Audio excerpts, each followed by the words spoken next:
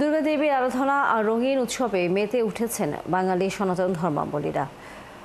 মহাসপ্তমীর সকালে কলা বউ স্নান এবং পরে নবপত্রিকা প্রবেশের মাধ্যমে শুরু হয় ধর্মীয় আনুষ্ঠানিকতা। এরপর দেবীর আরাধনা ও প্রাণ প্রতিষ্ঠা, পূজা শেষে অঞ্জলি। আরও জানাচ্ছেন ফারহানা ন্যান্সি।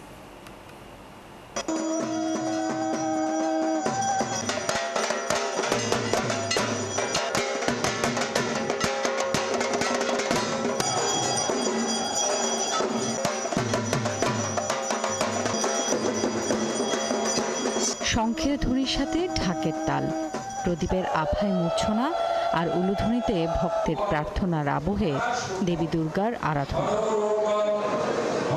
মহাসপ্তমীর সকালে দেবীর নবপত্রিকা প্রবেশ ও স্থাপন এবং কল্পারম্ভ এবং বিহিত পূজার মাধ্যমে শুরু হয় মহামায়ার আরাধনা। মন্ত্রপাঠ আর আরতির মাধ্যমে চলে দেবীর বন্দনা। প্রার্থনা করবো যেন দেশের মানুষগুলো শান্তিতে থাকে। এখন যে পরিস্থিতি, এতে একটু শান্তিটা খুবই প্রয়োজন। আমাদের বিবেক তো আমাদের দেশে আজকাল খুব কমই দেখা যায়, আমাদের মধ্যে মনুষ্যত্ব কমে গেছে। তো সবকিছু শিক্ষা হচ্ছে মা সরস্বতীই দেন, তাই মা দুর্গা থেকে আজকে এই প্রার্থনাই থাকবে। কলাগাছ সহ 9টি উদ্ভিদের পাতা একসাথে বেঁধে এবং আসন, বস্ত্র, চন্দন ও ধূপ দিয়ে পূজা করেন ভক্তরা। পূজা শেষে দেবীর পায়ে দেয়া হয় পুষ্পাঞ্জলি। আজকে নবপত্রিকা প্রবেশ ছিল। নবপত্রিকা হচ্ছে 9 ধরনের ঔষধি উদ্ভিদের সমাহার, যেটি মানুষের কল্যাণে, অসুবিধায় এবং মানুষের উন্নয়নে আমরা সবসময় ব্যবহার করে থাকি। সৌহার্দ্য ও সম্প্রীতি বজায় রেখে উদযাপিত হবে পূজার প্রতিটি দিন। আর নানান আনন্দ পরিকল্পনায় সাজানো হয়েছে দর্শনার্থীদের উদযাপনের চিত্রকাহন। ফ্রেন্ডদের সাথে, মা বাবা, তারপর হচ্ছে পরিবার সবার সাথে হচ্ছে যতগুলো পূজা মণ্ডপ দেখা সম্ভব হবে সবগুলো দেখব।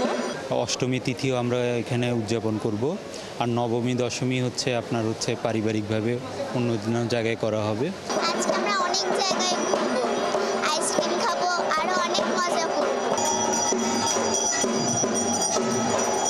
মহাসপ্তমীর ধর্মীয় সব আনুষ্ঠানিকতা শেষে মহামায়ার কাছে বিশ্বের সকল মানুষের জন্য মঙ্গল কামনা করে ভক্তদের প্রার্থনায় ছিল সর্বদা শান্তির বার্তা। এক অসাম্প্রদায়িক আবহে পূজার বাকি কদিন উদযাপিত হবে বলে সেই প্রত্যয় ছিল ভক্তদের কণ্ঠে। ফারহানা ন্যান্সি, ৭১, ঢাকা।